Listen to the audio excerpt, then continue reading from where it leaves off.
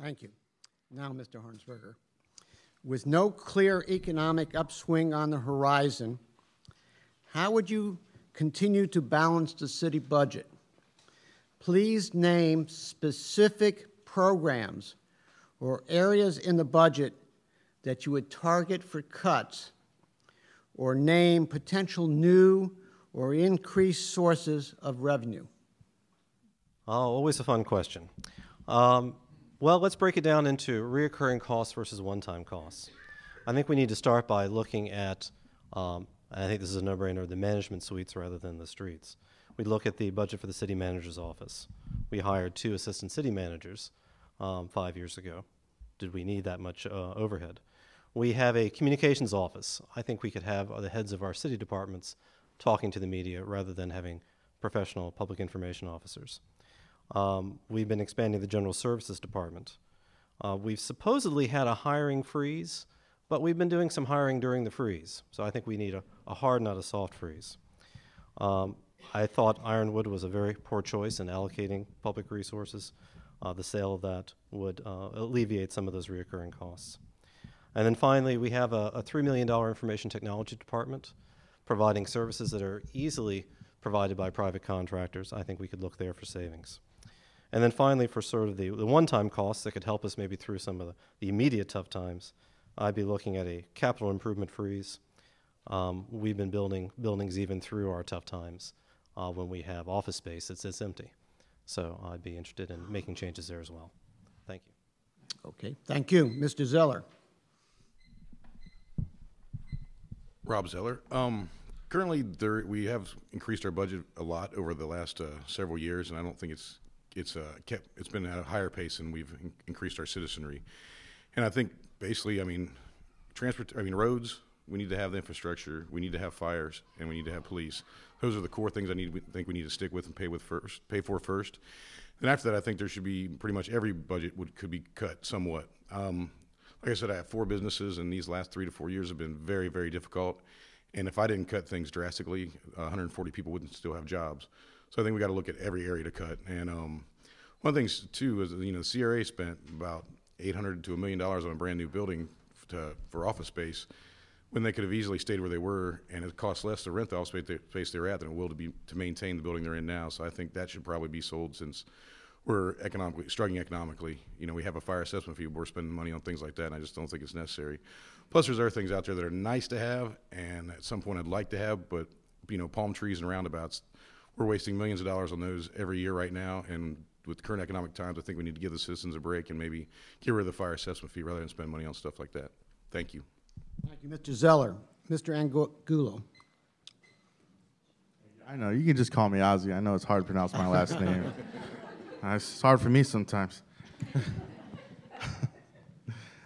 This is definitely a problem that we face. But before we talk about where we're going to cut, we have to see how can we consolidate some of the responsibilities within our city departments. And then we can take a look at it. Well, if we can consolidate these responsibilities from one department to another, is there any cuts that we can make there? But the other question that I always have, that I have right now, is how can we promote more local responsible business growth? How can we allow, are there things that we can do as far as fees and permits where perhaps we can shave off a few dollars here and there, so that local business owners are motivated to expand their business and therefore create more jobs?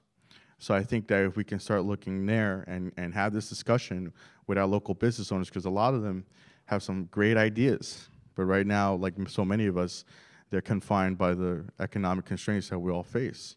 But if we can start this discussion, I know we can come up with ideas that's going to help grow our economy and not necessarily make detrimental cuts to our services. Thank you. Thank you. Ms. Botcher. In the last 2 budget cycles, the city has cut more than $10 million. There have been hiring freezes. There are positions that are still left open. I don't think that we should do it to the expense of the quality of life in our community. If we're going to talk about neighborhood protection, then we need to make sure that the 2 positions in the codes enforcement department get filled. I don't think that that's where we want to cut corners. If we want to make sure that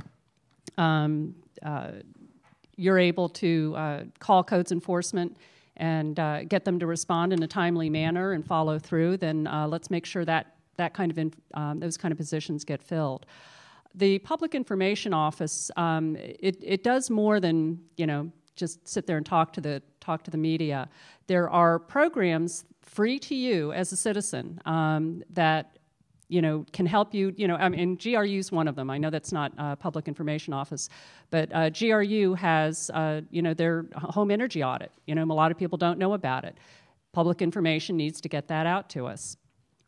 I'm very encouraged by the development going on downtown. I think instead of always going cut, cut, cut, slash this, take an axe to that, I think we need to focus on revenue. And I think the city is finally working and partnering with the business community, the University of Florida in Santa Fe, and we are going to see a lot of economic growth. So I'm optimistic about that.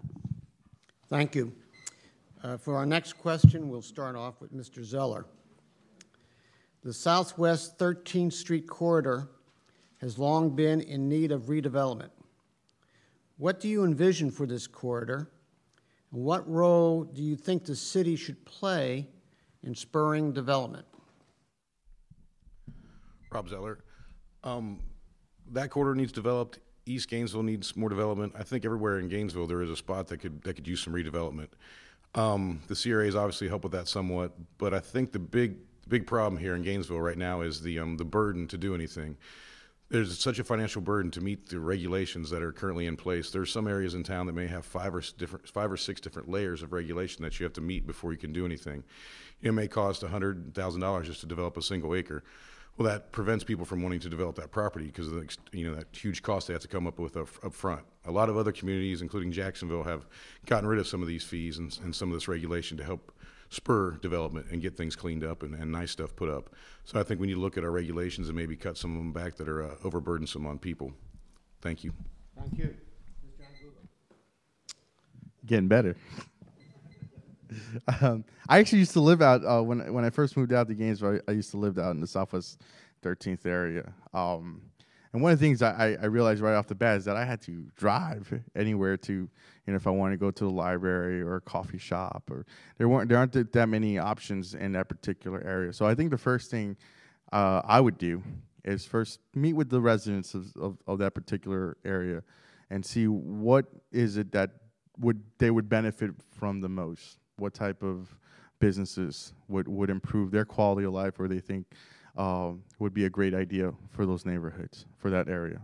And then get with the local, again, back to local business owners, get with them and see how the city can support them, either expanding their business to meet these needs or developing a new business to meet these needs. I mean, we have a lot of great programs in the city, and right now we're focusing a lot on our technology growth, which is awesome. But I think we also need to also focus on our more traditional businesses to meet the needs of our community. Thank you. Thank you. Ms. Botcher. I think the role that the city plays in helping to redevelop and revitalize the Southwest 13th Street corridor is what they're doing with, downtown Gainesville, and that is provide the improved infrastructure and streamline some of the, regulations and permitting processes. There's no doubt that there's always ways to become more efficient. But I think it's also up to the business sector to step up. We keep hearing, why doesn't city government do this? Why doesn't city government do that? And sometimes we forget to ask the question, what role is appropriate? Shouldn't the business community step up and say, we need to come in here and help our fellow small business owners? So I think the collaboration that's going on right now with Innovation Gainesville and the Innovation Hub, the Cade Museum, Depot Park, all of those things, that was not just a city program. That was something that, yes, the city did the visioning process, and it was all community supported, but now it's time for these entities to work together hand in hand. It's no one person's or one entity's responsibility over another. When we work together, when we bring these different factions together, I think we're going to see really great things, and I think that Southwest 13th Street Corridor is one of them. Thank you. Mr. Harnsberger. Yes, I have a soft spot for Southwest 13th Street. It was one of the first areas in which I was getting involved in community service. The city has already played a role in trying to revitalize that area. It's passed many years ago a special area plan. It has also included most of it within a CRA district. However, it's clearly not been enough. And in fact, one of the things we can be doing to revitalize it is to make sure all city departments are on the same page when it comes to this particular area. For instance, 4 years ago, the city attorney's office was going to propose changing the laws to enable a 2-story, 8,000 square foot sort of porn supermart at the old Trader Tom site. That was not in part of the special area plan. That was really not the vision the city originally had, but we were on the verge of okaying that. I brought that to the city commission's attention in 2007 with my neighbors, and we got that rule dropped. That was a protection action, but in a very concrete terms, right now it's part of a CRA district that's sort of got two halves. The north part's doing very well. Maybe it doesn't need to be in a CRA district anymore. The southern half, which includes Southwest 13th Street, has been largely, completely neglected. If we redraw the lines of the College Park University Heights redevelopment district to concentrate on that sector, we could see some of the same growth we've been seeing closer to the university.